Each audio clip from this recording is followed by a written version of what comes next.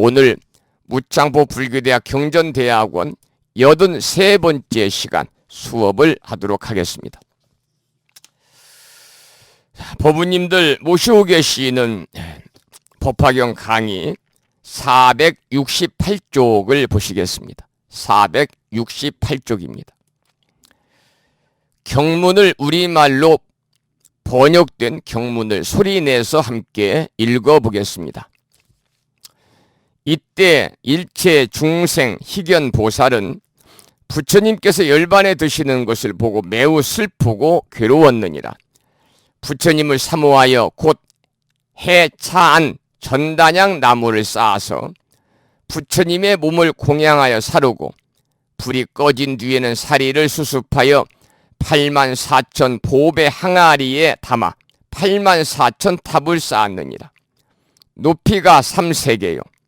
표차를 세워 장엄하고 번기와 온갖 일산을 들이우며 수많은 보배 풍경을 달았느니라.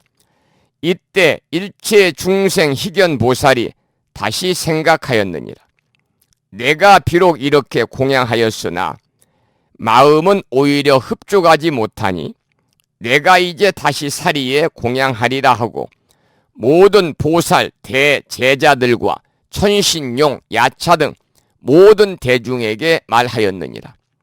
그대들은 마땅히 일심으로 생각하라. 내 이제 1월 정명덕 부처님의 사리에 공양하려 하노라.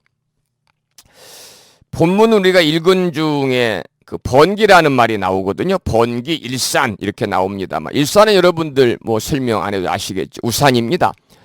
우산인데 그냥 보통 비가 오거나 뭐 해가 뜨거나 이런 양산 우산이 아니고요.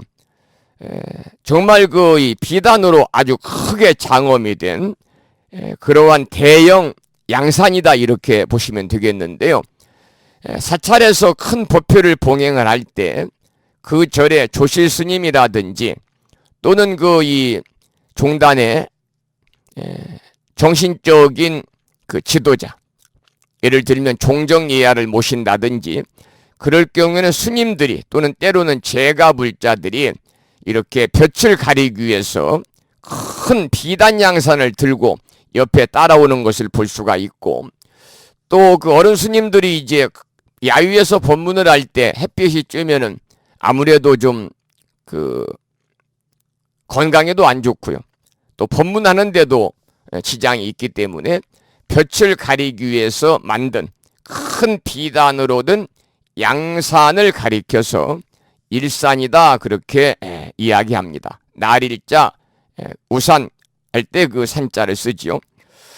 그리고 옆에 나오는 그 번기라고 하는 것은요. 번기 몇 차례 그 등장을 했습니다만 용어가 불보살님들의 이신력을 나타내고 더 나아가서는 그 이 부처님 도량이죠. 도량을 더욱더 장엄하기 위해서 거는 그러한 깃발을 이야기합니다.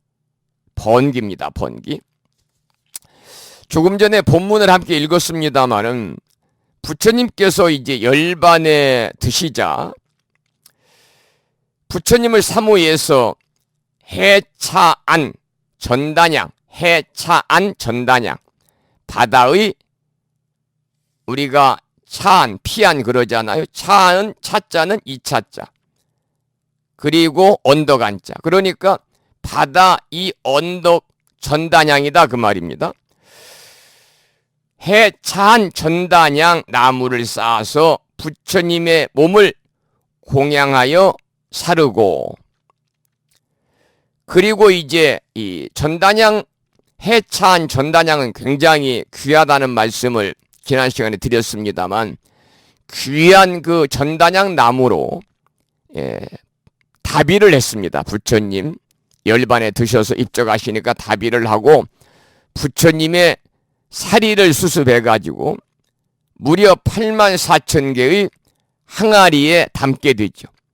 그리고 사리를 수습한 항아리마다 탑을 쌓아서 공양을 올렸지만은 그래도 보살은 일체 중생 희견 보살은요 마음에 차지 않았습니다. 마음이 흡족하지 않았습니다. 그래서 다시 한번 소신공양을 결심하게 되는 거지요.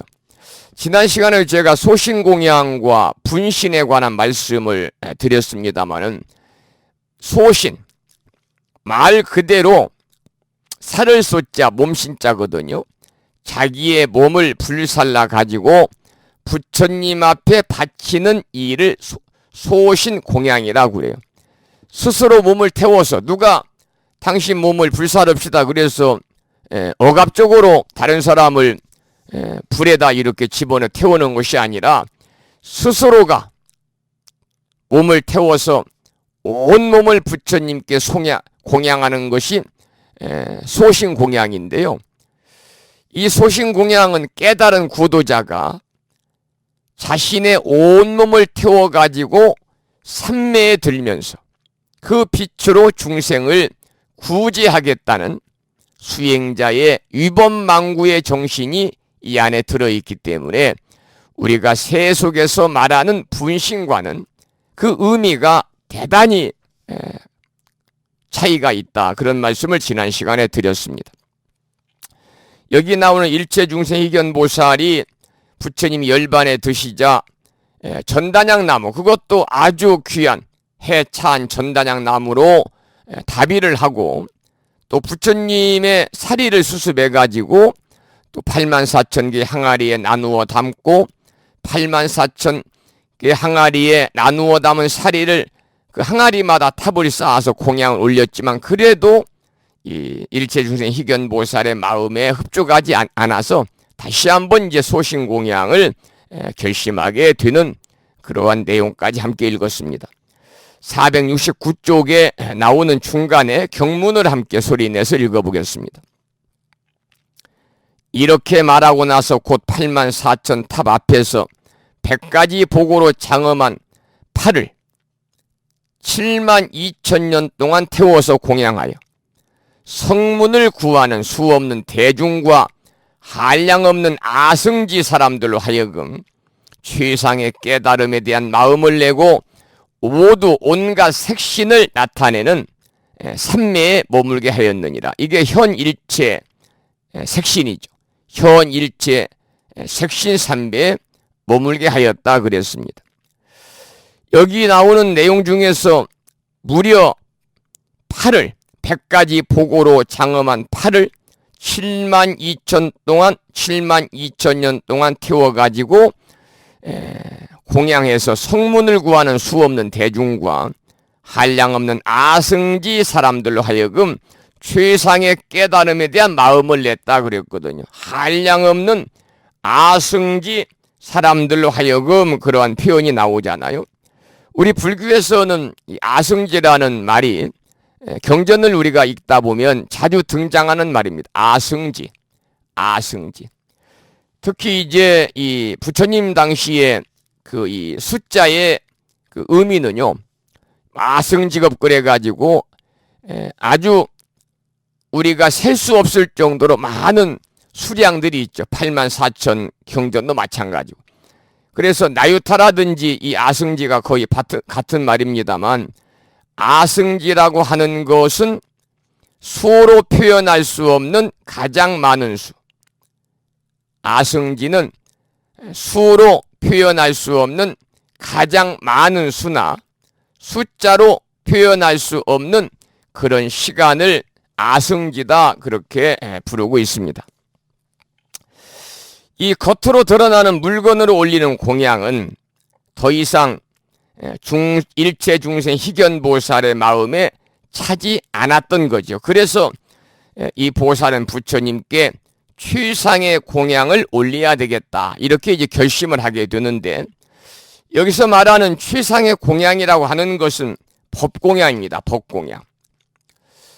제가 자주 말씀을 드립니다만, 보시 중에서도 가장 으뜸 보시, 가장 보시를 통해서 공덕을 쌓을 수 있는 보시는 법보시다 그런 말씀을 드리고, 이 부처님의 은혜를 우리가 부처님 가피 속에서 우리가 은혜를 입고 살고 있는데, 하루하루 부처님 불은 부처님의 은혜에 보답하는 길은 여러 가지가 있겠습니다만, 그 중에서 가장 부처님께 보답할 수 있는 그러한 보시는 법보시다. 부처님 말씀을 베푸는 일이다. 그래서 부처님의 진리를 베푸는 일이다 라고 제가 자주 말씀을 드리죠. 이 정법을 베푸는 것이 법보시입니다. 정법을 베풀어서 큰 복을 삼는 것이지요. 그것이 바로 이제 법보시. 그래서 부처님께서는 부처님의 은혜를 입는 우리 불자들 하여금 불운에 보답하는 최상의 방법은 바로 부처님의 진리인 부처님의 가르침을 베풀어서 사람들의 정신세계를 올바로 열어주고 그들에게 부처님 가르침을 통해서 지혜를 얻어가지고 행복하고 보다 더 평화롭고 자유롭게 살 수 있도록 깨우쳐주는 것이 바로 법보시잖아요. 법보시. 우리가 바른 법으로 살면요, 항상 우리가 자신이 하루하루가 발전됩니다. 부처님 가르침 안에서. 그러므로 인해 행복과 깨달음을 이루게 되지만 혹시라도 그릇되거나 사법, 삿된 법을 따르면 타락과 불행과 억압 속으로 빠져들 수밖에 없어요. 그래서 우리는 정법 도량을 다녀야 되고 정법으로 살아야 됩니다. 그리고 행복과 해탈의 법인 정법을 다른 사람에 일러주고 정법을 깨우쳐주고 정법과 하나가 되는 삶을 살도록 베풀어 주어야 하는 거예요. 이것이 바로 법보시거든요. 여기서 실제로 몸을 불에 태우거나 팔이나 손가락을 불에 태우는 것이 아니라 부처님께서 가르친 법에 따라서 삶을 살고 그 법을 위해서 모든 것을 바치면서 보살행을 실천하는 것이 부처님께 올리는 최상의 법공양이다 그 말입니다. 공양 중에서 최상의 공양은 법공양인데 부처님께서 가르친 법에 따라서 우리가 살아야 됩니다. 그게 가장 중요하겠죠. 그러기 위해서는 불법순 3부에 귀의하고 제가불자들이 지켜야 되는 5계를 우리가 범하지 말고 십선계를 실천으로 옮기면서 이 부처님 법을 위해서 모든 것을 바치면서 보살행을 실천하는 것이 바로 부처님께 올리는 최상의 법공양이다. 우리도 이렇게 살아갈 때 진정한 법공양을 실천으로 옮기는 것이 되겠죠. 그래서 일체중생 희견보살은 또다시 최상의 공양을 여기서 올리게 됩니다. 그런데 그 빛이 7만 2천 동안이나 2천년 동안 7만 2천년 동안 빛났다 그랬잖아요. 아주 숫자가 어마어마하잖아요. 7만 2천년 동안.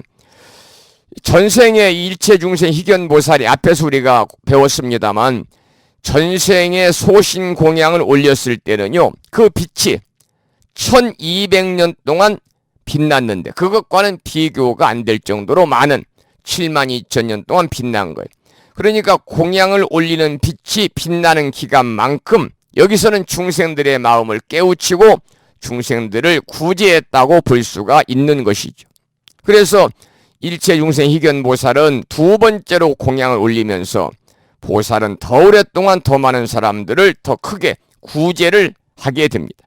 그래서 수많은 사람들이 최상의 깨달음에 대한 마음을 내고 현일체 색신산매, 이 말은 몸이 곧 현일체, 몸이 곧 나라고 하는 유신견에서 벗어나서 자유롭게 형상을 취하는 능력을 갖게 되는 거죠.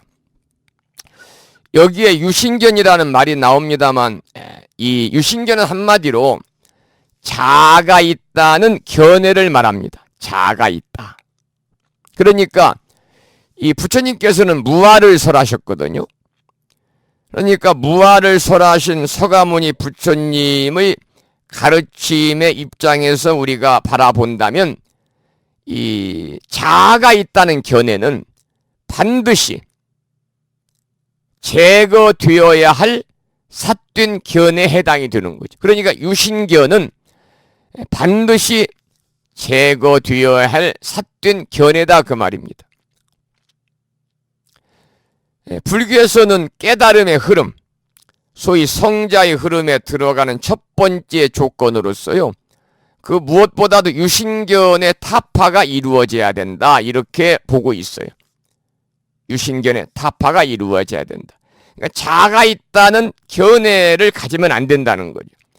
유신견이 타파되지 않으면요, 성자의 흐름에 들어갈 수가 없습니다.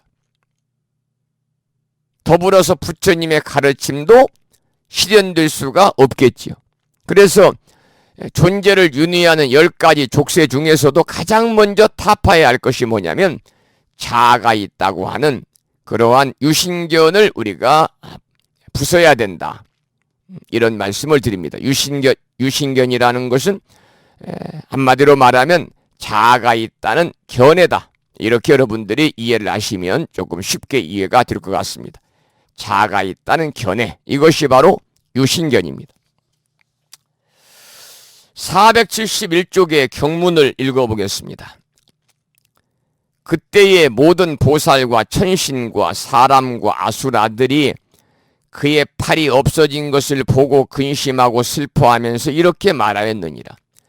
이 일체중생 희견보살은 우리의 스승이고 우리를 교화하시는 분이거늘 이제 팔을 태워서 몸이 불구가 되었거나, 그때 일체중생 희견보살이 대중 가운데서 이렇게 서원하였느니라. 내가 두 팔을 버렸으니 반드시 부처님의 금빛 같은 몸을 얻을 것이다. 이 말이 진실하고 허망하지 않다면 나의 두 팔이 다시 전과 같아지게 하소서. 이렇게 일체중생 희견보살이 서원을 마치니 저절로 두 팔이 이전과 같아졌느니라. 이것은 보살의 복덕과 지혜가 순수하고 두터운 까닭이니라. 이때를 맞이하여 삼천 대천 세계가 6가지로 진동하며 하늘에서는 꽃비를 내려 모든 사람과 천신들이 미증유를 얻었느니라 그랬습니다. 이 경전을 읽다 보면은 미증유라고 하는 낱말이 자주 등장을 합니다. 미증유. 뜻은 뭐냐면 일찍이 있지 않았다. 그러니까 지금까지 한 번도 있어 본 일이 없는 것을 말합니다. 우리가 부처님 경전을 보면 이 중화암경에 보면 미증유 법품이라는 게 있는데요. 이 부처의 설법을 듣기 위하여 모인 승려들이 미증유를 얻었다, 이러한 이 경구의 말씀이 나오거든. 여기에서 이제 나오는 말이 바로 미증유입니다. 지금까지 한 번도 있어 보지 못한 그러한 일, 일찍이 있지 않았던 일, 또 일찍이 일어나지 않았던 보지 못했던 그런 사건, 이런 것들을 우리가 미증유라고 이렇게 이야기를 하죠. 미증유.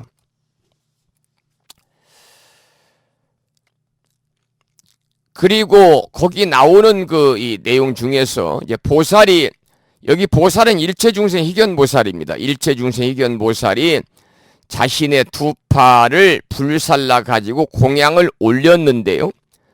그 팔이 저절로 다시 생겨나서 예전과 똑같이 된 거예요. 예전과 똑같이 되었어요. 왜냐하면은 서원을 했습니다. 내가 두 팔을 버렸으니 반드시 부처님의 금빛 같은 몸을 얻을 것이다. 이 말이 진실하고 허망하지 않다면 나의 두 팔이 다시 전과 같아지게 하소서. 이렇게 서원을 하고 서원을 마치니까 저절로 두 팔이 이전과 같아졌다. 이것은 일체 중생 희견보살의 복덕과 지혜가 순수하고 두터운 까닭이었다 그랬거든요. 이 보살이 몸을 다 태워 없었는데 다시 온전한 몸을 얻고 또 팔을 태웠는데 그 팔이 다시 온전해졌다. 이 말은 뭐냐면 버림으로써 모든 것을 얻는 이치다, 이렇게 보시면 되죠. 버림으로써 모든 것을 얻는 이치. 우리 불교에서는 이 텅 빈 충만이라는 얘기도 하잖아요. 우리가 비움으로써 모든 것을 얻는 이치와 똑같은 거죠. 비움으로써 모든 것을 얻는 이치와 똑같은 의미로 우리들이 이해를 하면 됩니다. 비움으로써 모든 것을 얻는다. 그 의미와 똑같은 것이 여기에 나오는 버림으로써 모든 것을 얻는 이치와 같은 것이죠. 여기에 나와 있습니다만 사실 우리가 악착같이 집착하고 무엇을 소유하려고 할 때 잃어버리게 되는 것이고요. 그냥 무심하게 버리면 오히려 모든 것을 다 얻게 되는 일이 있거든요. 이것이 바로 평범하면서도 당연한 이치인데 사람들이 눈앞에 보이는 그 이 탐욕, 눈앞에 보이는 욕심 때문에 내려놓고 비우기가 쉽지 않죠.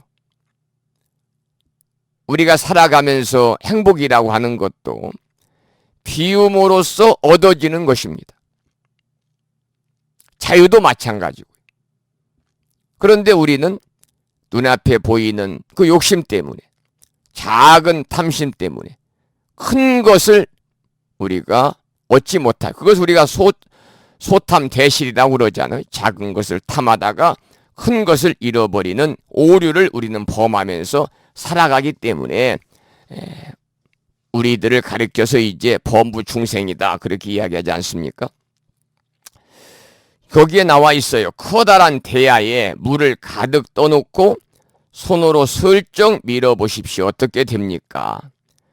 커다란 대야에 물을 가득 떠놓고 손으로 슬쩍 남을 향해서 밀면 그 대야의 물이 나에게 쏟아지고 대야의 물을 내 쪽으로 끌어당기면 대야 안의 물은 반대쪽으로 출렁거리며 가버린다는 거죠. 물리적인 현상계에도 같은 이치가 적용된다는 겁니다. 그래서 일체중생 희견보살은 지극한 복덕과 지혜의 힘으로 두 팔이 다시 생겨났습니다. 그것을 뭐라고 그러느냐? 의생신이다 그래요. 뜯을자, 날생자, 몸신자. 강한 서원과 마음의 힘에 의해서 원래대로 원상복구 되었다 그 말입니다. 그래서 수행력이 깊어가지고 정신력이 강한 수행자들에게는 얼마든지 가능한 일이다. 옛날에 정말 순수한 마음을 지닌 이들이 순일무잡한 상태에서 집중하면 몸을 원하는 대로 다루는 것이 가능했다고 그럽니다. 그런데 지금은 이제 사실은 그 도인이 나오지 않는 시대가 됐습니다. 요즘에 깨달은 사람 없고 또 도통했다는 사람 없다는데 본인이 깨달았다, 내가 도통했다 라고 본인 입으로 말하는 사람이 있다면 그 사람들은 다 우리가 경계해야 될 대상으로 우리들이 보면 됩니다. 그런 사람들을 가르쳐서 뭐라고 그러느냐? 증상만인이다 그래요. 증상만인이다. 증상만인이다. 깨달음을 얻지 못하고서도 본인이 얻은 것처럼 이야기하고 깨달음을 얻지 못하고서도 본인이 깨달았다고 깨달은 척 상을 내면 생을 하는 사람들을 우리가 증상만인이다. 이런 사람들은 이제 사퇴견해의 증상만인입니다.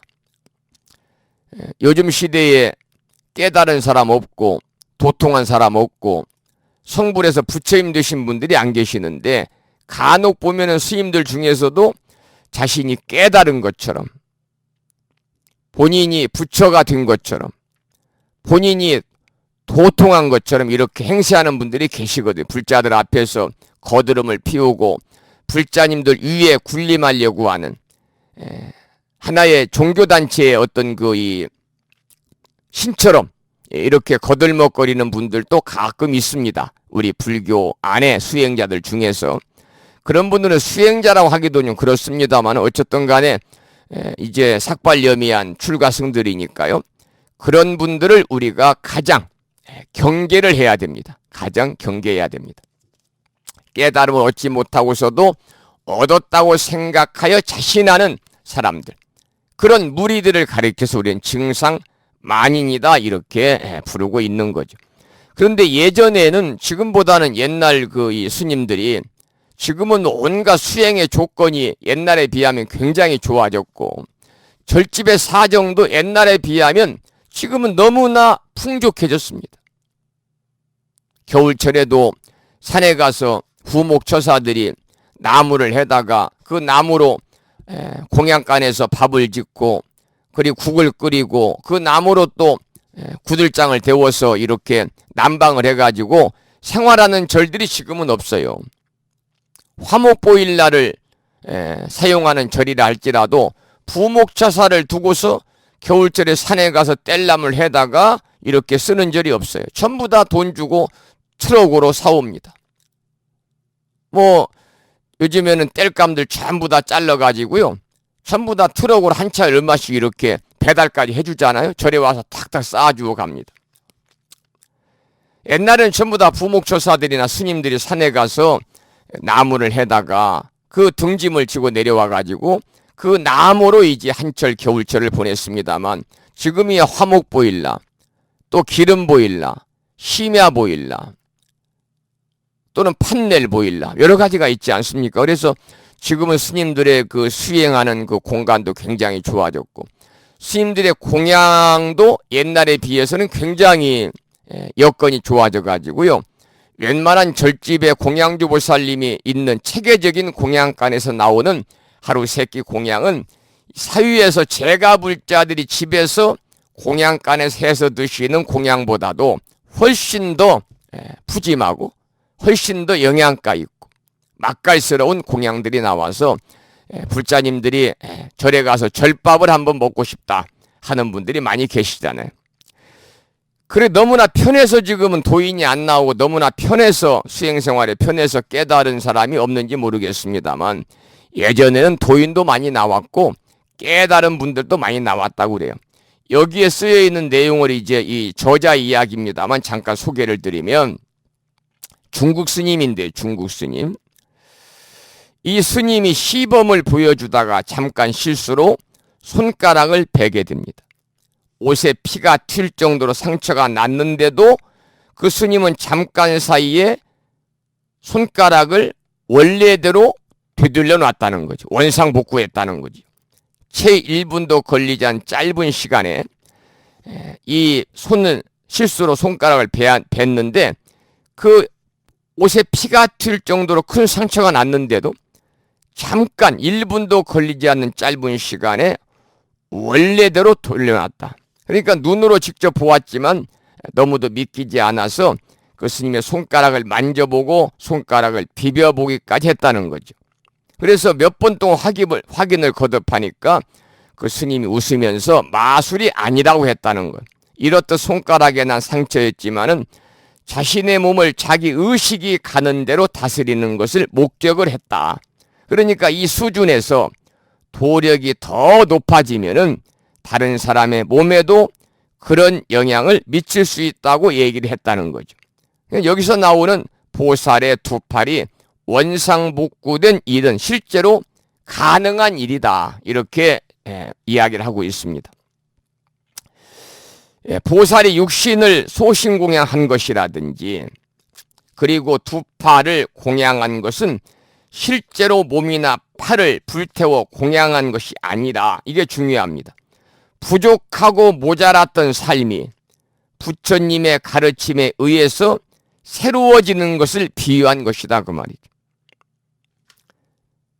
보살이 육신을 소신공양한 것이라든지 자신의 두 팔을 공양한 것은 실제로 몸이나 팔을 불을 태워서 공양한 것이 아니라 부족하고 모자랐던 삶이 부처님의 가르침에 의해서 새로워지는 것을 비유한 것이다. 그래서 금강경 제8분에 보면은 의법출생분이라는 게 있습니다. 의법출생분. 그 의미는 뭐냐면 부처님의 법에 의지에서 태어난다 그 말이거든요. 그러니까 내 마음이 달라지고 내 삶이 달라지는 것은 새롭게 태어나는 것과 같은 일이죠. 과거와 완전히 다른 삶을 살게 되었다면 환생했다고 해도 틀린 말이 아니라는 겁니다. 우리 사람들은 팔을 사용해서 여러 가지 일을 하잖아요. 팔은 일을 하는 큰 도구입니다. 그런데 예전의 팔이 사라지고 새로운 팔이 생겨났다는 말은 보살행을 하는 데 있어서 더 좋은 방편을 얻게 되었다고 볼 수 있다는 거죠. 그래서 더 다양한 배경을 가진 많은 사람들에게 필요한 방편이 생겼기 때문에 수많은 다른 사람들도 몸에 대한 집착에서 벗어나게 되었다. 이렇게 설명을 하고 있습니다. 자, 그 다음에 보겠습니다. 그 다음은 473쪽인데요. 그 옛날 그 보살은 누구냐? 오늘의 야광보살이다. 그러한 제목의 경문을 함께 읽어보겠습니다. 부처님께서 수왕화 보살에게 말씀하셨습니다. 그대는 어떻게 생각하는가? 일체 중생 희견 보살은 다른 사람이 아니라 지금의 야광보살이니라. 여러분, 야광보살은 뭐 말씀을 안 드려도 우리가 약사제일이 되면은 아침 방송을 통해서 제가 자주 말씀을 드리니까 여러분들께서 많은 이해를 하고 계실 걸로 믿고, 야광보살이 이제 12대원을 세워가지고요, 그 12가지의 서원을 다 이렇게 수행을 통해서 이루어가지고 뭐가 됩니까? 약사열애가 되잖아요. 그러니까 약사열애의 전신이 바로 야광보살이다. 이렇게 여러분들이 이해를 하시기 바랍니다. 뭐 전부 다 아시는 내용이겠습니다만은.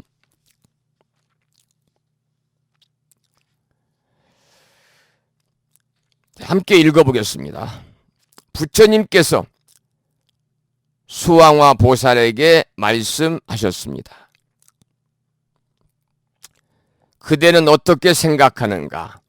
일체 중생 희견 보살은 다른 사람이 아니라 지금의 야광보살이니라. 이처럼 그 몸을 버려 보시한 것이 한량없는 백천만억 나유타이니라. 수왕화 보살이여, 최상의 깨달음을 얻으려는 마음을 낸 사람들은 한 손가락이나 한 발가락을 태워서 부처님의 탑에 공양하면 나라나 도시나 처자나 삼천 대천 세계의 토지와 산림과 하천이나 온갖 보물로 공양하는 것보다 훨씬 수승하리라. 여기까지 읽었고요. 제가 야광보살에 관한 말씀을 드렸죠. 야광보살, 다름이 아니라 일체 중생 희견보살이 바로 이 야광보살입니다. 여기서 이제 우리가 알아야 되는 것은 아무리 값진 보물을 공양한다 해도 내 밖의 것, 내 것이 아닌 거라는 겁니다. 그래서 손가락 하나, 발가락 하나라고 하더라도 나한테 소중한 것을 올리는 것이 더 가치가 있다, 그 말이죠. 현상적인 재물과 같은 물건이 아니라 나의 정성과 노력, 그리고 시간이 더 가치가 있다는 겁니다. 진실한 믿음과 물러서지 않는 정진으로 내 삶을 변화시키는 것이 가장 값진 공양이다. 이 대단히 중요한 메시지입니다. 우리가 절에 다니면서 정말로 값진 공양은 무엇이냐? 진실한 믿음과 물러서지 않는 정진으로. 그러기 위해서는 여러분들이 두터운 확고한 그런 신심을 가지셔야 되죠. 믿는 마음이 가장 중요한 겁니다. 믿는 마음이 근간을 이루고 믿는 마음이 우리 신행생활의 밑바탕이 되는 거잖아요. 그 믿는 마음, 신심이 돈독한 사람들은요, 쉽게 마음이 흔들리지 않아요. 오늘 이 불심사에 오후에 많은 사람들이 다녀갔는데 그 중에는 불자도 있고 교회 다니는 분도 계시고, 소위 말하면 이제 오후에 세 팀이라고 그럴까요? 세 가족이 이렇게 순서대로 어떻게 다녀가셨어요. 그런데 그 중에 한 분이 하시는 말씀이, 예전에 무창불교대학 수업을 하시다가 중간에 개인적인 사정으로 이렇게 졸업을 못 하시고 지금은 연락이 안 되는 상태입니다만은, 그 보살님 말씀을 하시면서, 스님, 제가 옛날에 그 아무개 보살님의 인연으로 해서 3년 전에 불심사 입춘 불공기도날 여기를 다녀가 스님을 뵙고 3년 만에 왔습니다. 이렇게 말씀을 하시면서 그 보살님 얘기를 하세요. 그 보살님이 아주 절에 열심히 다니시는 걸로 알았는데 어떻게 하다가 이 스님도 전보는 스님하고 인연을 맺어가지고 그 뒤에 불심사에 안 오셨거든요. 그 거사님이 이제 중요한 선거에 나가게 돼가지고 아마 그런 것 같습니다만은 그 여승인데 비군인 스님인데 점도 보고 그러는가 봐요. 그래서 그 스님을 만나가지고 이상한 길로 빠져가지고 그 남편의 당선을 위해서 여러 번 천도제도 하고 귀신 띄는 그런 제도 지내고 돈도 굉장히 많이 없애오랬다고 그러면서 지금은 이제 우리 그 지역을 떠났습니다. 그런 말씀을 하시는데 그런 분들은 그 밑바탕에 두터운 신심이 자리를 하고 있지 않기 때문에 흔들리는 거예요. 흔들려요.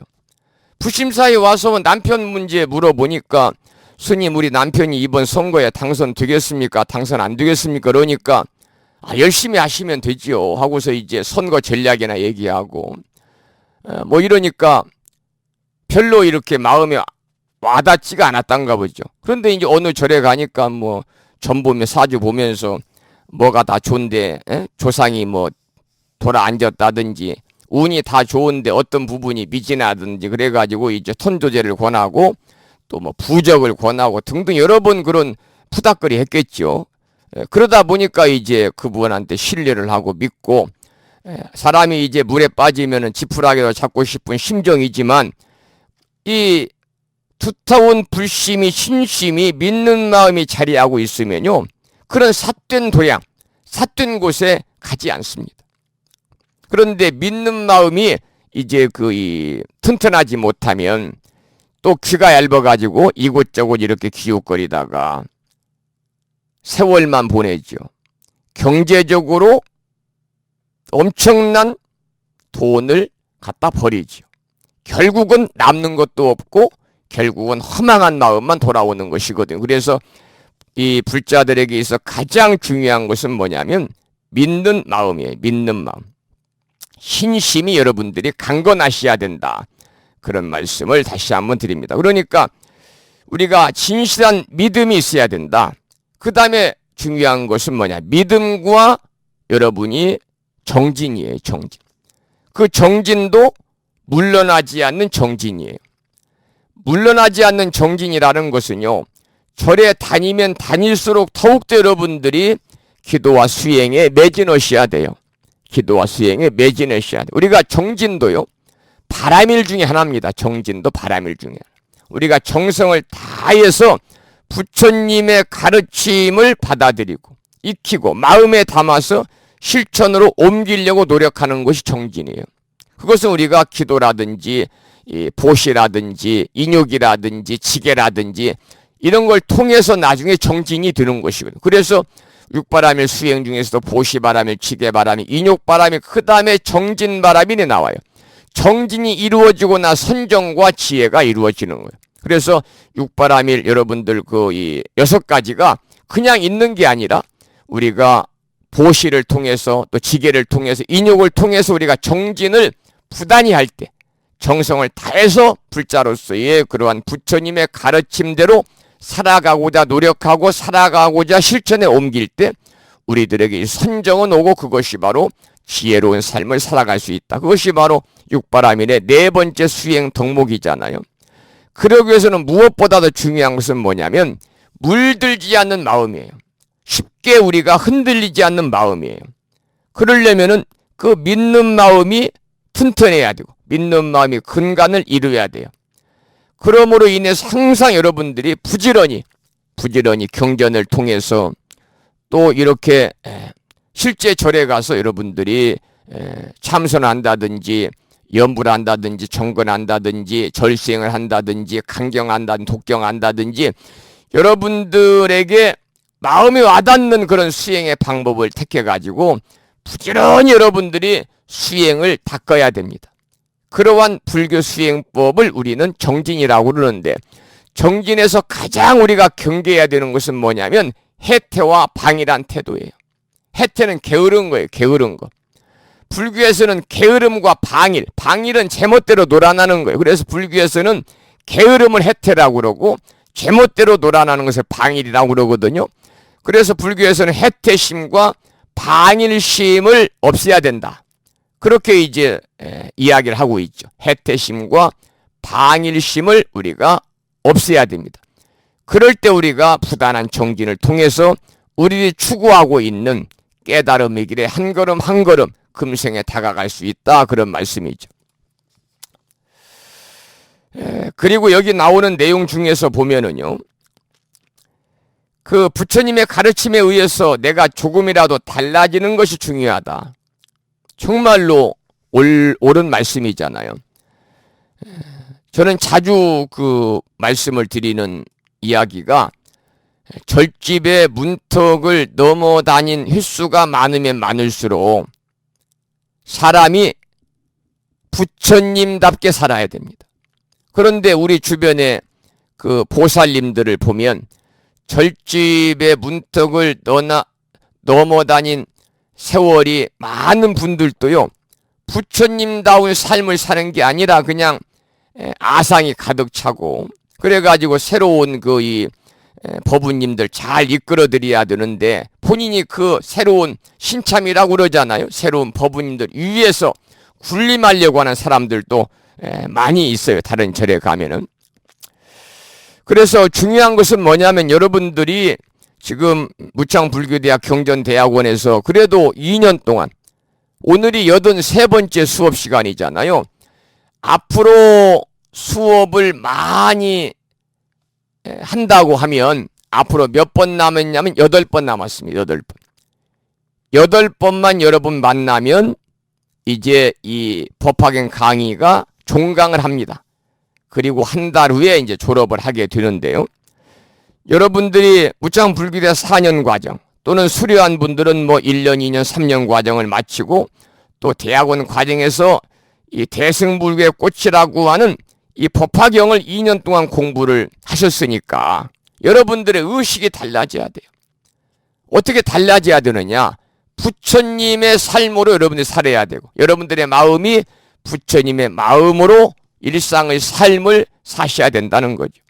이렇게 공부를 했는데도 공부를 하기 전과 여러분들의 가치관이 전혀 조금도 향상되지 않고 조금도 발전이 없다면 여러분들이 공부를 게을리하고 여러분들이 방일하고 해태한 그러한 결과라고 밖에 생각이 안 드는 거죠. 그래서 중요한 것은 부처님의 가르침에 의해서 자신이 조금이라도 달라져야 된다는 거죠.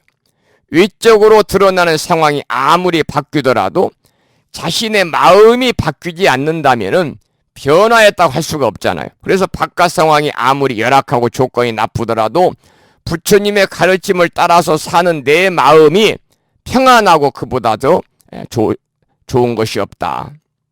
우리가 부처님 가르침을 따라서 우리가 살 때 우리들의 삶이 좀 더 편안하고 우리들의 삶이 좀 더 행복하다 그 말입니다. 그처럼 나 자신의 삶을 변화시키는 것이 어떤 보물보다도 뛰어난 공양이라고 여기서는 이야기를 하고 있어요. 마지막에 그렇게 써 있잖아요.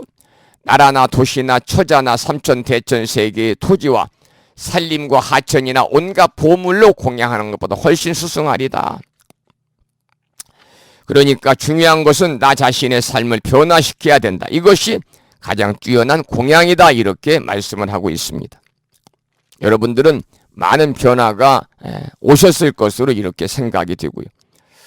475조 경문을 읽어보겠습니다. 이제 법화경의 공덕을 찬탄하는 그런 내용입니다.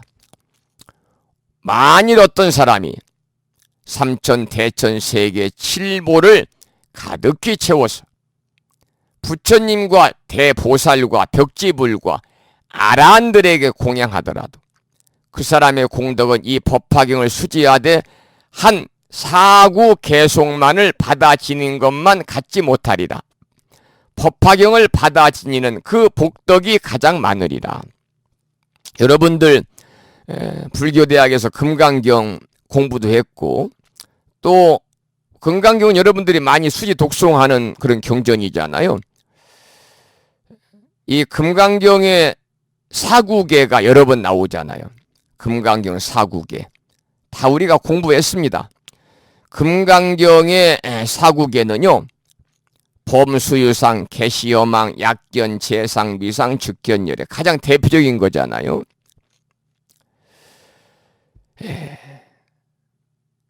원래 모든 모습들이 다 허망하다는 겁니다. 범수유상. 만일 모든 모습들을 모습이 아닌 것으로 본다면 바로 열애를 보게 되리라. 그 다음에 불웅주 색생심, 불웅주 성향 미축법 생심, 여러분이 잘 아시는 응모수주 이생기심. 육주해능대사가 정말 그 낯놓고 기억자도 모르는 배움이 없는 사람이잖아요. 시체말 일자 무식인데 불구하고 응모수주 이생기심이라는 이 사언 입구 8자로 된 이 경구의 말씀을 듣고 바로 그냥 확연하게 대오 확철해서 깨달음을 이뤘잖아요. 그래가지고 일자 무식인 육주해능대사가 그것도 이제 행자 생활할 때 방앗간에서 방아만 찢던 소임을 맡았던 그 육조가 해능 스님이 바로 이제 홍인대사의 그러한 법을 받아가지고 5조가 홍인대사 6조가 된 거잖아요. 이 말은 뭐냐면 응당 색, 성향 미축법에 머물러서 색이라는 것은 물질이잖아요. 마음을 내지 말고 응당 머무는 바 없이 마음을 낼지니라. 이 말은 뭐냐면 이거다 저거다 양변을 여인 자리를 얘기하는 거죠. 그 다음에 이제 이 금강의 사후기가 4개가 나오는데 대표적인 것이 이 세 번째는 야기색견화 이음성구와 시인행사도 불능견열애라 그래 잘 아시는 말씀입니다. 많이 들어보셨고 만약 형상으로 나를 보거나 음성으로 나를 구하면 이 사람은 사도를 행함이니 결코 열애를 보지 못하리라.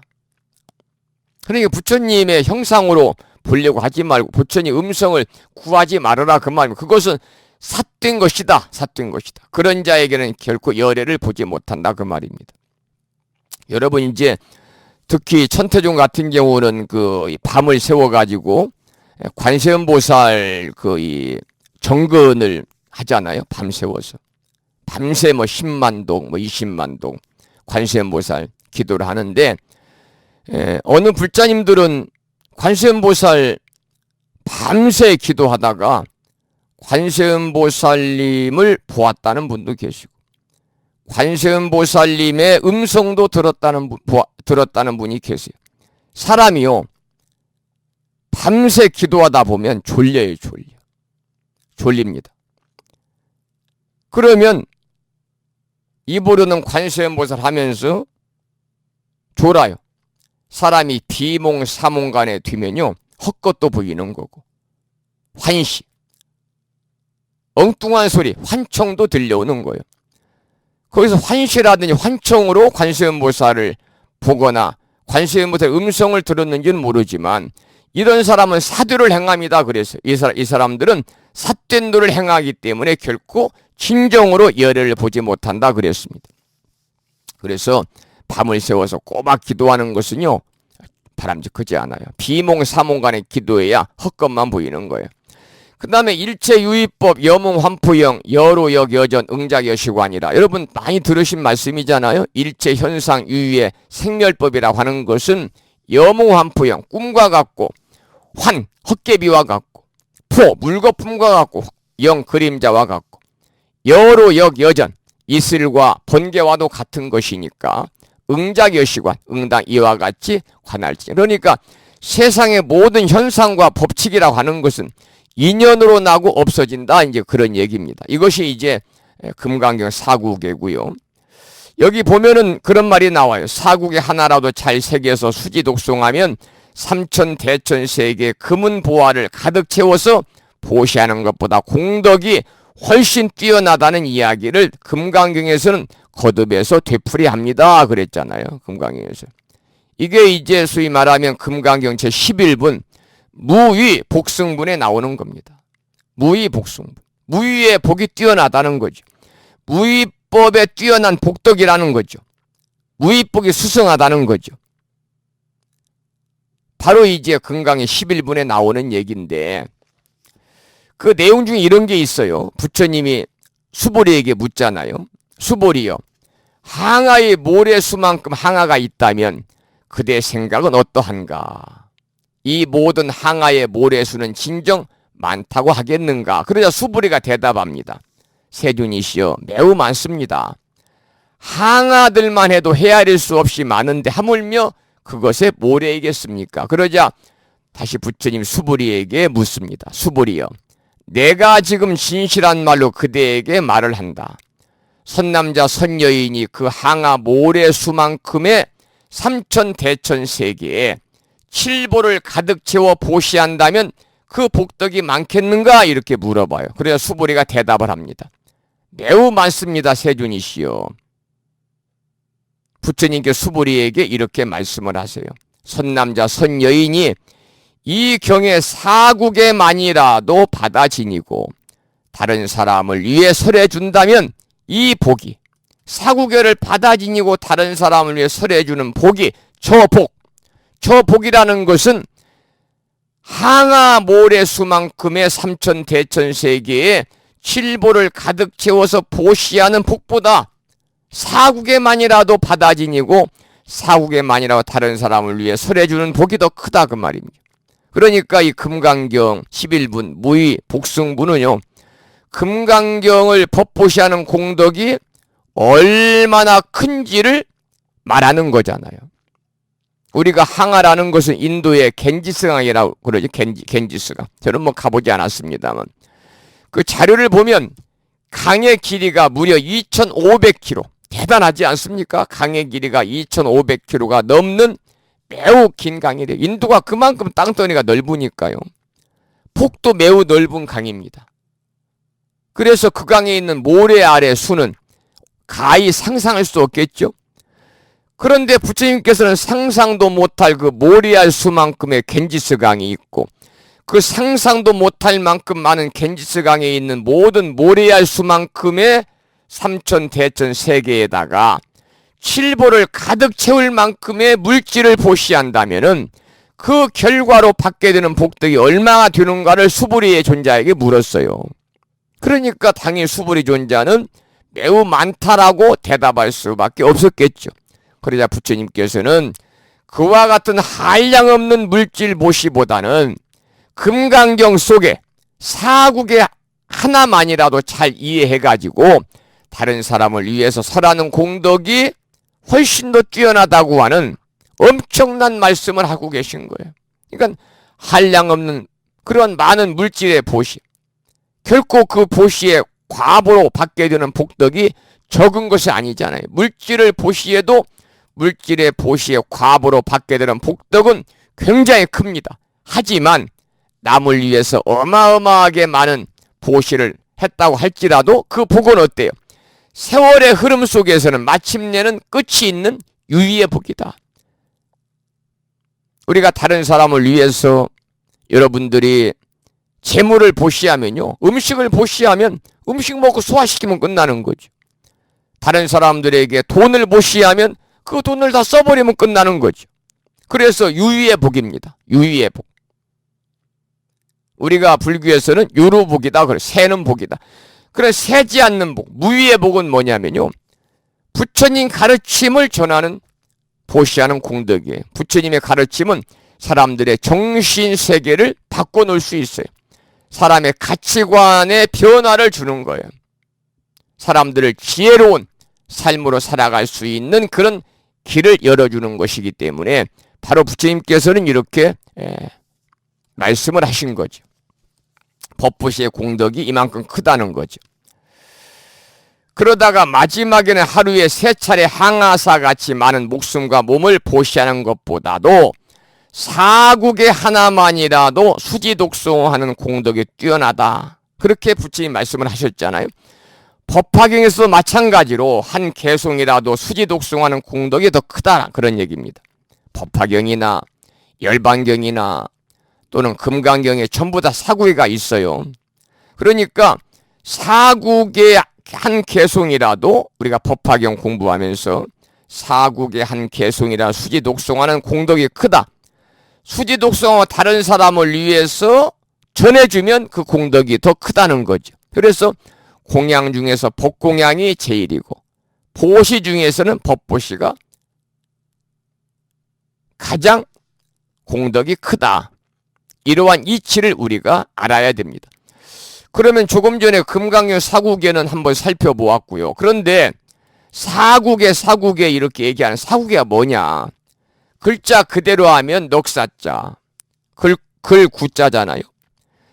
내 글귀로 된 개송입니다. 내 글귀로 된 개송. 그래서 사국에. 그래서 한문으로 8자로 된 사글귀를 의미합니다. 그래서 경의 뜻, 즉 4가지 글귀의 하나의 법문을 이룬 짧은 글이다. 짤막한 법문입니다. 사국에가. 그래서 짤막한 법문이라도 우리가 읽고 이우고 다른 사람을 위해서 해설해 주라. 바로 이제 그러한 말씀이죠. 금강경은 사국에 4가지가 보편적으로 있어요. 그래서 소개를 해드렸고, 우리가 공부하고 있는 이 법화경은요, 법화경에 사국에가 있죠. 법화경 하나가 있어요.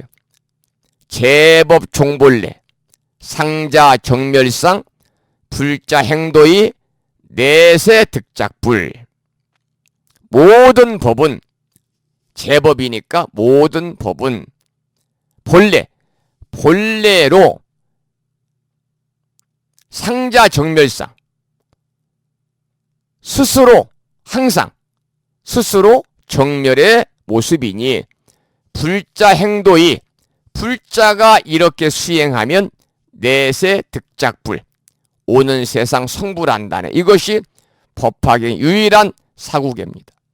제법 종본래, 상자 정멸상, 불자 행도의, 내세 득작불. 다시 한번 설명을 드리면, 모든 법은 본래로 항상 스스로 정멸의 모습이니 불자가 이렇게 수행하면 오는 세상 성불한다네. 이게 법화경 사국이에요.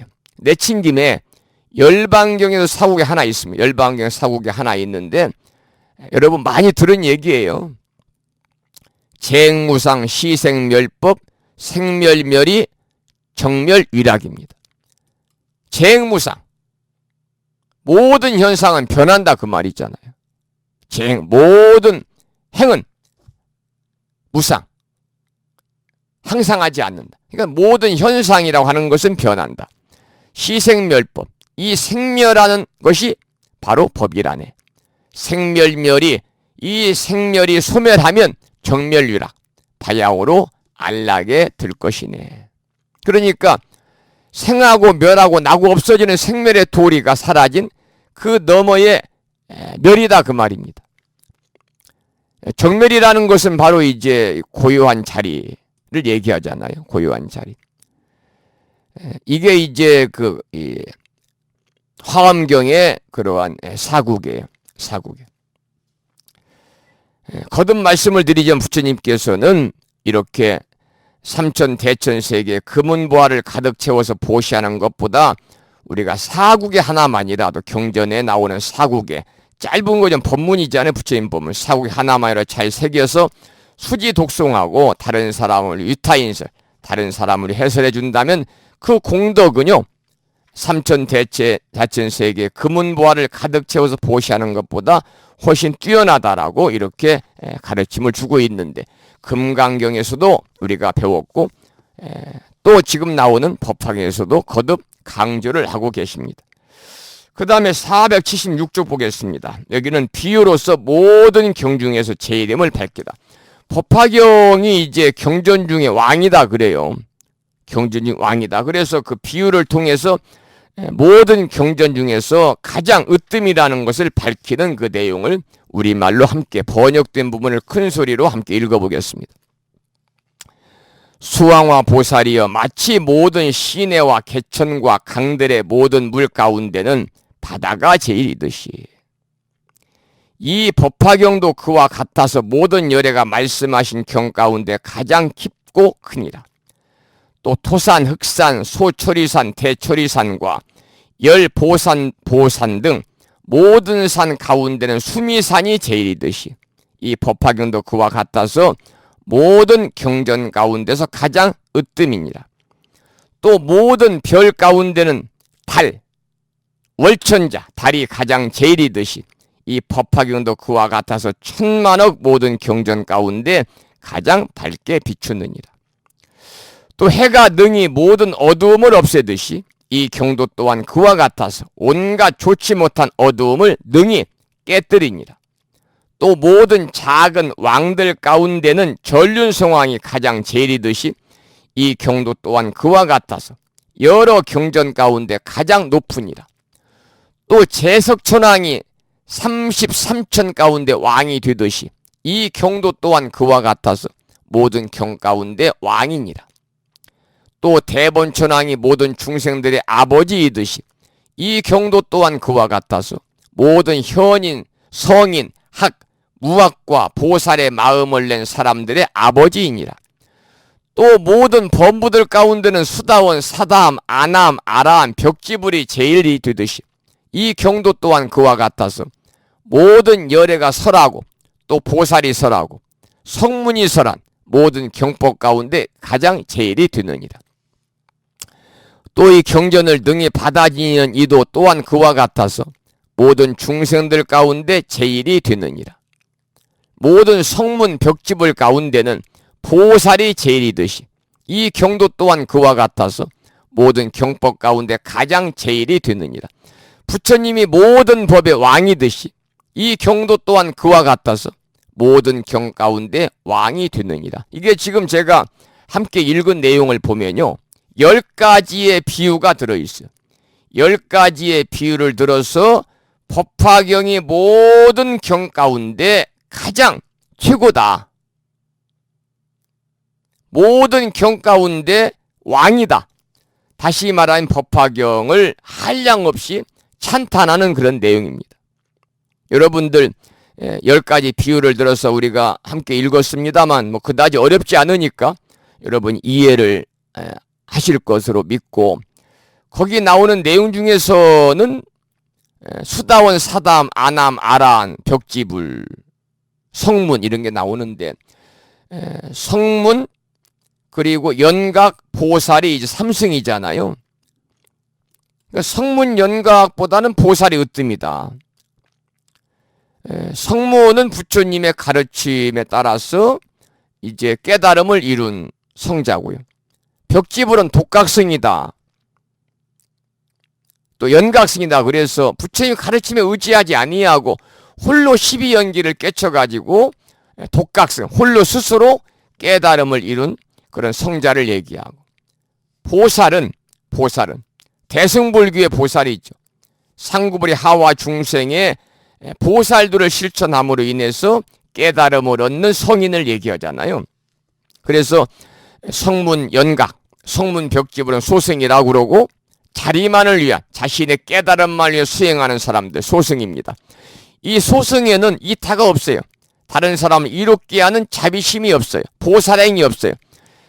이 대승불교의 보살이야말로 상구불의 하와 중생의 자신의 깨달음을 위해 정진하고 아래로는 중생을 제도하는 자리이타의 그러한 보살들을 가지고 실천으로 옮기는 것이 바로 보살이다. 이런 얘기를 법화경 공부하면서 처음부터 여러 번 반복해서 말씀을 드리기 때문에 3승과 2승에 대해서는 아시겠고, 수다원, 사담, 아남, 아란, 역시 이제 자주 말씀을 드렸습니다마는 특히 소승불교에서요,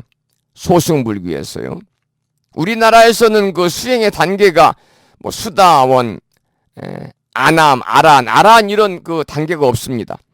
오로지 소승불교에서요, 수행을 통해서 이제 수행자가 추구하고 있는 마지막 경지가 뭐겠어요? 열반의 경지예요. 열반의 경지. 그 열반의 경지가 깨달음의 경지인데, 수행을 통해서 니르바나, 열반의 경지에 이르는 동안에 4가지 성인의 경지가 있다고 그랬잖아요. 그게 수다원, 맨 처음의 경지죠. 이 경지에 이르면 7번 이상 윤회하지 않아요. 7번 이상 사바세계에 윤회하지 않고 그 안에서 깨달음에 도달을 해요. 그래서 이미 깨달음의 흐름에 들었다 그래서 미리 했자 흐를 유자라서 예류라고 그럽니다. 이게 수다원이고, 두 번째는 사담. 이 두 번째 경지에 이르면요, 1번 이상은 윤회를 하지 않아요. 사바세계 인간의 몸을 받아서 1번 이상은 오지 않아요. 1번 이상 오지 않는 그 과정 속에 깨달음에 도달할 수가 있기 때문에 사바세계에 한 번 온다 그래서 한일자 올레자를 써 일레라고 그래. 일레. 세 번째 단계는 아나함이에요. 이 경지에 이르면 다시는 이 사바세계에 오지 않아요. 인간의 몸 받지 않아요. 그래서 더 높은 차원의 세계에서 그대로 깨달음에 도달할 수 있으니까 사바세계에 오지 않는다 그래서 안이불자 돌아올 한자를 써서 불왕이다 그래요. 마지막에 아라한이에요. 이 아라한에 이르면 해탈을 성취해가지고 몸과 마음의 모든 본뇌와 고뇌를 벗어나고 다시는 생을 받지 않게 됩니다. 그래서 불생이다. 안이불자 날생자. 또 공양을 올릴만하들 응공. 이런 분들에게 공양을 올려야만이 복을 받는다. 그래서 복전이다. 그래요. 복전이다. 그래서 부처님께서도 이 아라한이셔가지고 응공이니까 부처님의 10가지 명호 열의 10호 중에서 열의 응공 정변지 명영조 선서 세간의 무상사 주어자 뭐 천인사 불세중 그러잖아요. 그 열의 10호 중에서 두 번째 나오는 것이 응공입니다. 이것은 이제 그 소승불교에서 이렇게 깨달음의 경지에 이르는 동안에 4가지 성인의 경지입니다. 그 나머지는 뭐 어려운 말은 없고요. 10가지 비유가 쭉 나왔어요. 이 비유가 이제 이 물 가운데 가장 큰 물은 바다요. 우리가 함께 읽어본 내용입니다. 산 가운데 가장 큰 산은 백두산, 한라산이 아니라 수미산이요. 수미산은 정말 그 인도에 현존하는 산은 아니잖아요. 말 그대로 불교에서 나오는 상상의 산입니다. 상상의 산. 수미산은요, 상상의 산. 그래서 이 불교의 그 어떤 그 우주관을 얘기할 때 우주의 중심을 이루는 그 소위 말하면 불교의 우주관에서 세계의 중심에 있다는 그 상상의 산을 가리켜서 우리는 수미산이다 그렇게 말하죠. 수미산이다. 정말 있는 그러한 현존하는 그런 산은 아니다 그 말이죠. 그 다음에 수미산이듯이 법화경은 그와 같이 뛰어난 경전이 전부 다 법화경의 그러한 이 경전의 수승함을 얘기하고 있는 거죠. 또 밤에 가장 밝은 것은 달이요. 온갖 어둠을 능히 없애는 것은 해이듯이 무량한 것 동안 쌓인 중생의 어둠을 없애고 저절로 지혜가 생기며 마음이 밝아지게 하는 것 또한 법화경이다. 법화경 우리가 수지 독송하고 공부하게 되면은요. 또 법화경은 자주 말씀을 드리지만은 사람이 부처라 하는 진리를 믿고 받아들이라 하는 그 경전이잖아요. 우리가 법화경을 공부하면 여러분 자신이 부처님으로 삶을 사셔야 돼요. 부처님다운 삶을 살아야 되고 내가 부처니까 모든 상대가 전부 다 부처님으로 받들어 섬기는 삶을 우리가 살아야 되거든요. 그러다 보면은 저절로 지혜가 생기죠. 탁한 마음이 수순한 마음으로 바뀌게 되고요. 악한 마음이 선하고 자비로운 마음으로 바뀌게 되고 오로지 움켜졌던 손이 이렇게 나누는 손으로 바뀌게 되고 그러지 않겠습니까? 그럴 때 우리들의 마음이 더욱더 밝아진다는 것이죠. 그것이 바로 법화경이라는 겁니다. 또 왕 중의 왕은 전륜성왕이고 천신을 다스리는 왕은 재석천왕이듯이 법화경은 경 가운데 왕이더라. 또 열애가 설하고 보살이 설하고 성문이 설한 모든 경법 가운데 제일이다. 법화경을 찬탄하는 말이죠. 우리가 신앙심을 가지고 경전을 볼 때 경전은 항상 석가모니 부처님께서 설하시고 안한존자가 결집한 것으로 생각하고 공부를 하잖아요. 그러나 모든 경전이 다 그런 것은 아님을 우리가 알고 있는데 후대에 성문화 되었더라도 후대에 이제 이렇게 성문화 된 경전이라 하더라도 부처님께서 경전에 적혀있는 꼭 그대로 설법했다고 보기는 어렵다 그 말입니다. 예를 들어서 부처님께서 설법하신 뒤에 부처님의 사상을 좀 더 심도 있게 좀 더 이해하기 쉽게 설명하기 위해서 여러 가지 형식을 빌어서 경전을 결집을 했는데 부처님께서 열반하시고 나서 1000년 정도까지 경전이 결집이 되었다고 그래요. 그런데 깨달음을 얻은 분들이 설했기 때문에 우리는 경전으로 받들어 모시고 공부한다 그 말입니다. 여기에는 조사 스님들의 조사록도 포함이 되는 거죠. 부처님의 여러 제자들이 오랜 세월에 걸쳐서 많은 이들이 설한 것을 결집해서 후대 부처님의 이름으로 전해 내려오고 있잖아요. 법화경은 그 많은 경전 가운데 왕이다. 법화경이 그 많은 경전 가운데 으뜸이고 제일이라는 것을 여기서는 반복해서 강조를 하고 있다 그 말입니다. 자, 그 다음에 법화경은 그러면 어떤 능력이 있느냐? 법화경은 이러한 능력이 있다고 하는 내용을 479쪽 경문을 통해서 함께 우리가 공부하도록 하고요. 경문을 읽어보겠습니다. 수왕하여 이 경은 능히 모든 중생을 구원하는 것이며 이 경은 모든 중생들로 하여금 모든 괴로움을 여의게 하며 이 경은 모든 중생들을 이익해 하여 그 소원을 만족케 하느니라.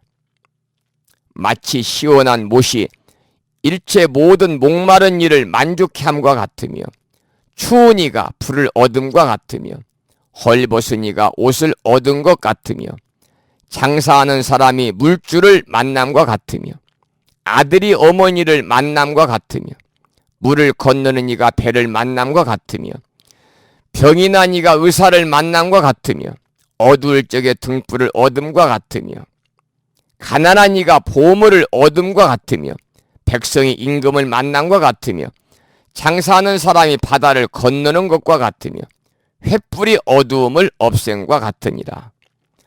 이 법화경도 또한 그와 같아서 중생들로 하여금 모든 고통과 모든 병을 여의게 하며 모든 중생들의 생사의 속박을 풀어주니라. 그러니까 우리가 전부 읽은 내용은요, 법화경은 이러한 능력이 있다고 하는 것을 거듭 강조하는 내용이죠.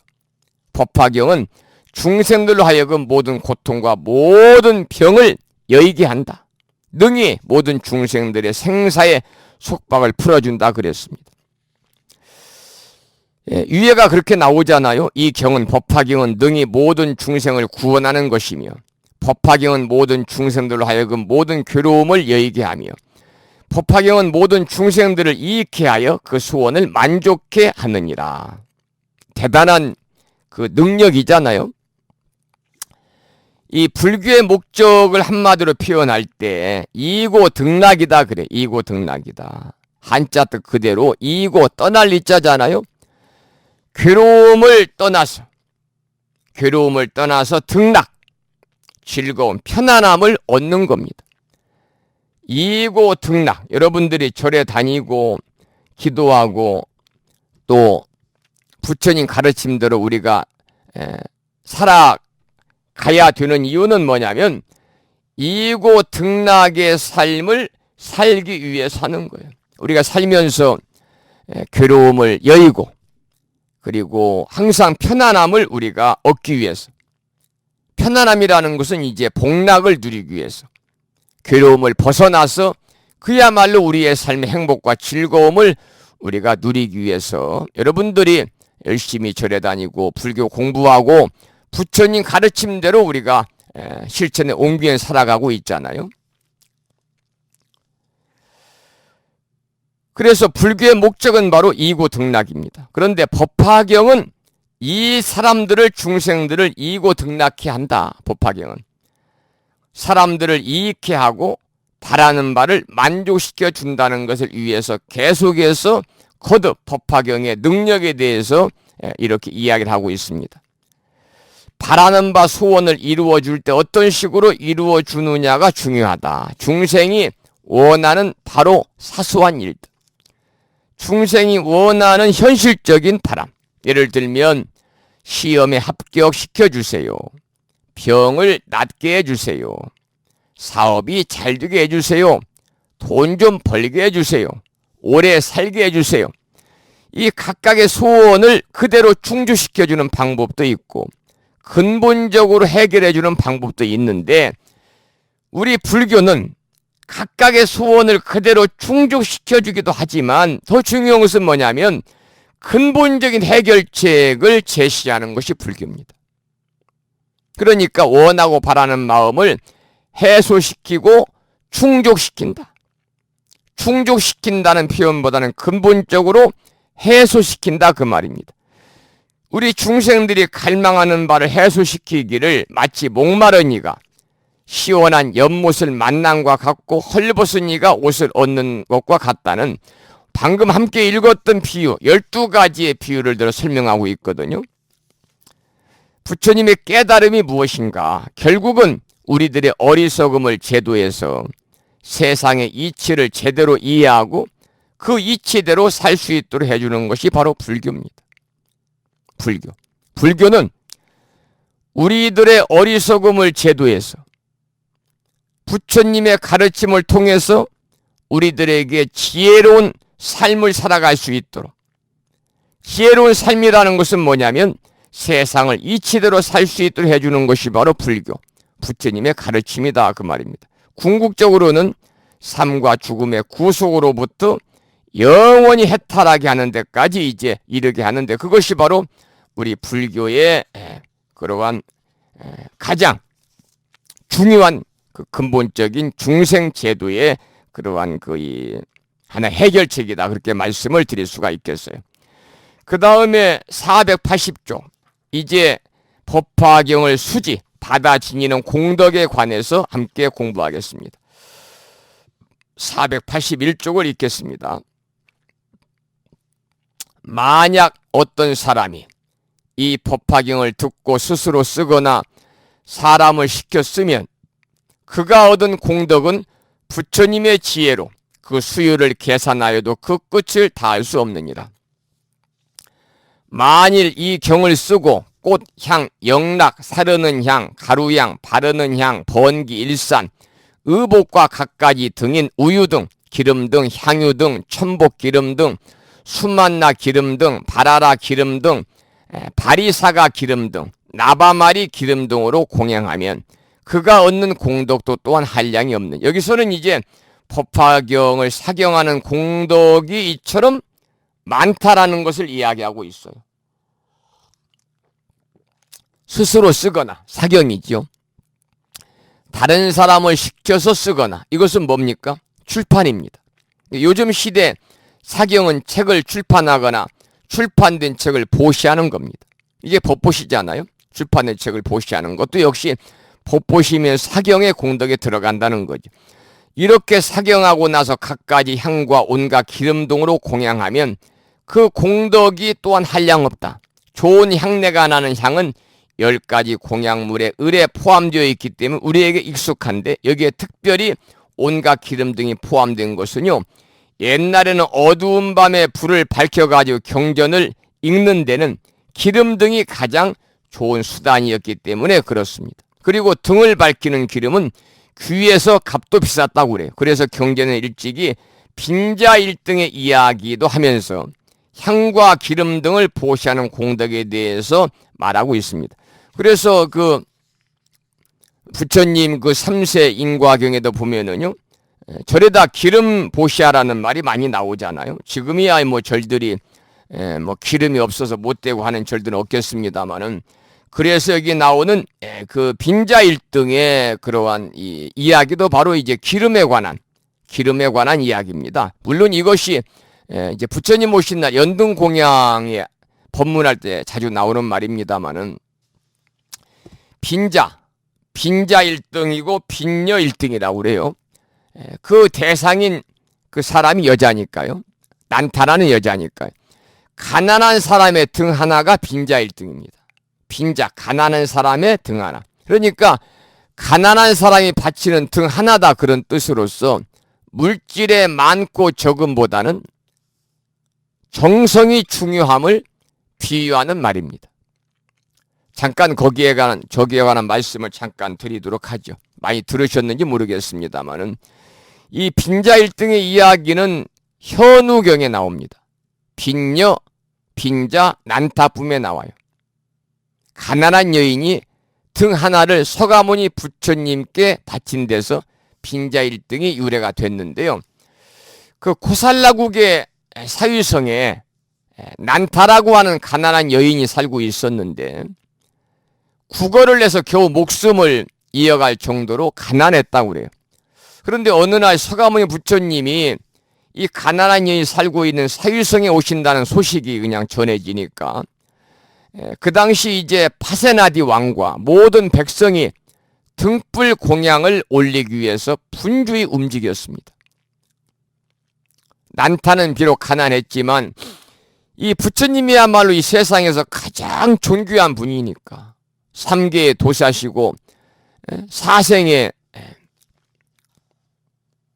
자부이시니까 이 부처님이야말로 이 세상에서 가장 귀한 분인데 존귀한 분을 위해서 나도 등불 공양을 올려야 되겠다라고 생각을 하고 거리 집집마다 하루 종일 구걸을 해서 얻은 돈 단 2닙을 들고 기름집으로 갑니다.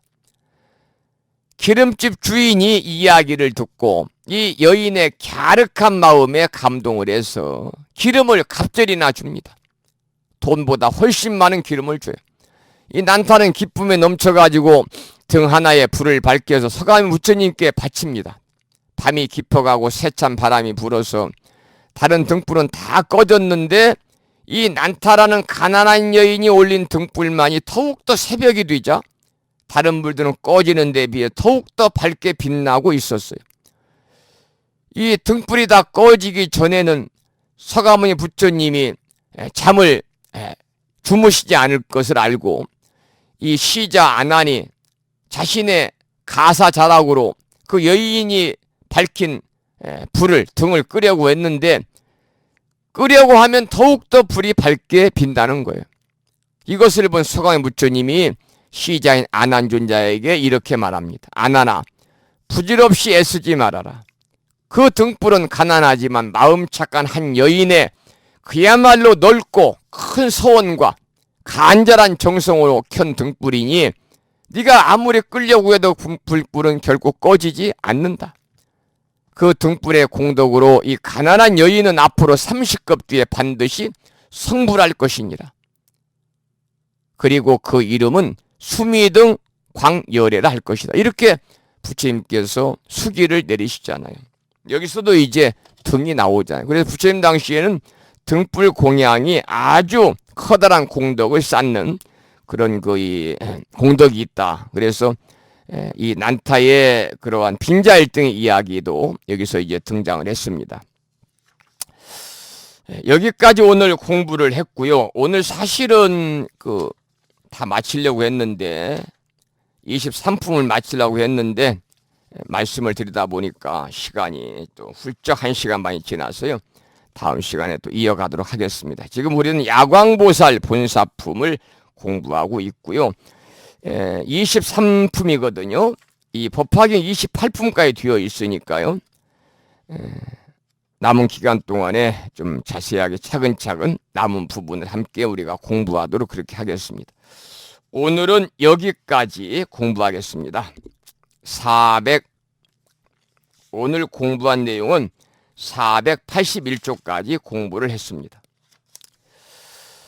자, 9시 35분이 되었고요. 한 가지 잠깐 말씀을 드리고 강의를 마치겠습니다. 아까 제가 공지 말씀으로 다가오는 경자년 벌써 2020년이네요. 불기 2564년 새 첫날 1월 1일이 음력으로 섣달 초 1의 날입니다. 그런데 음력으로 섣달 초 8의 날이 이제 1월 2일 날인데요. 우리 불교에서는 성도일, 부처님께서 깨달음을 이루신 날, 정각을 이루신 날이 불교의 명절이에요. 부처님께서 유의없는 깨달음을 성취하신 날입니다. 큰 깨달음으로 어둠에 쌓여있는 모든 중생들을 대자대비하신 자비 광명의 빛으로 인도하시게 된 날이 바로 부처님 성도일, 또 성도제일 이렇게 부릅니다마는 성도제일이 1월 새 둘째 날이라서 부심사에서는 해마다 성도일 전날 전야에 법부님들이 이렇게 오셔서 함께 자정까지만 전야 기도를 합니다. 그래서 부처님 성도일 전야 정진을 하기 때문에요. 그날은 부득이하게 수업이 쉽니다. 그런 말씀을 드리겠습니다. 서가모니 부처님께서는 아시다시피 룸비니 동산에서 태어나시고 그리고 어디서 열반에 드셨습니까? 구신나가라 사라나무 숲에서 열반에 드셨어요. 정확히 80회를 하셨어요. 80살에 열반에 드셨어요. 이 80년 생애를 통틀어서 가장 중요한 일을 꼽는다면 그것이 바로 뭐냐? 부처님이 위없는 깨달음을 얻으신 일이에요. 성도하신 일입니다. 사실 그래서 부처님 오신 날보다도 더 우리가 경축하고 기념해야 될 날이 부처님 성도일이에요.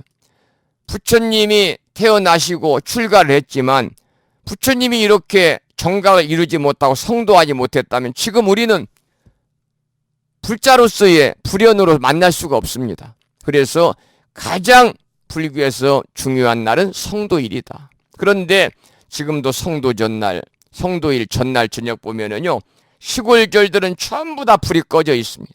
불을 밝힌 절들이 없어요. 그것은 뭐냐면 성도일을 기념하는 절이 많지 않더라. 시골절은 그런 말씀이죠. 이 부처님께서 왕자의 신분을 버리시고 바로 이제 이 출가하신 이유는 오로지 하나잖아요. 생사 문제 해결하기 위해서. 그리고 히말라야 설산에서 6년간 고행 끝에 드디어 섣달 초에 들은 날 새벽에 샛별을 보시고 위없는 큰 깨달음을 여셨잖아요. 그때 깨우치신 주요 내용이 뭡니까? 연기와 인연의 법칙입니다. 다시 말씀을 드리면 중도의 이치를 깨달으셨어요. 깨달음을 위해서 몸을 지나치게 혹사하면서 고행을 했죠. 부처님이 6년 고행. 그것도 집착이요 욕심이라는 것을 부처님이 깨달으셨고, 또 부처님께서 출가하기 전에는 정신적 육체적인 쾌락을 추구하고 집착했죠. 그것도 버려야 함을 깨달았어요. 그것이 바로 뭐냐면 부처님이 출가하기 전에는 태자로서 정신적 육체적인 쾌락을 추구하고 집착했던 그러한 삶, 출가에서는 깨달음을 이루기 위해서 6년 동안 설산에서 그야말로 뼈가 밖으로 드러나듯이 고행을 했잖아요. 그러니까 이 쾌락과 고행 다 양극단을 버린 중도의 깨달음을 여의신 거죠. 그리고 모든 본뇌를 다 지우시고 오로지 본래의 성품을 확연히 깨달으시고 부처님은 생로병사의 굴레에서 완전히 자유로워지셨거든요. 그러니까 무명 본뇌를 완전히 소멸시켰기 때문에 부처님 윤회의 수레바퀴 영원히 벗어난 날이 바로 부처님 성도일입니다. 그래서 우리는 부처님 성도일을 앞두고요, 여러분들께서 모두 다 절에 가셔서 그날만이라도 부처님 성도의 의미를 다시 한번 우리들이 마음속에 담고 나도 부처님처럼 우리도 부처님처럼 깨달음을 이루고야 말겠다고 하는 커다란 서원을 세우고 부처님의 가신 길을 우리가 따라갈 수 있도록 여러분들이 닮아갈 수 있도록 노력하는 날이 바로 부처님 성도일이니까요. 여러분들 모두 제적사찰이나 가까운 사찰에 성도일 전날 보편적으로 저녁 예불을 시작으로 해서 새벽까지 하는 절도 있고 불심사는 자정까지 하니까요. 어느 절이든지 가까운 절이나 또는 뭐 제적사찰에 가서 성도일 전야 정진법회에 꼭 참석하셔서 여러분 모두 우리도 부처님같이 깨달음을 이루겠다고 하는 커다란 우원을 세우고 새 한 해 불자로서의 그러한 참다운 신행생활 이어나가시기를 부탁을 드리고요. 그러기 때문에 불심사에서도 1월 1일 날 경자년 첫 번째 수요일입니다만 수업이 없습니다. 그런 공지 말씀을 드리고 이제 오늘 수업을 했으니까요. 다음에 경자년 1월 둘째 주 수요일 8시에 다시 여러분들 수업 시간에 84번째 수업 시간에 만나 뵙도록 하면서 오늘 수업을 여기서 마무리하도록 그렇게 하겠습니다.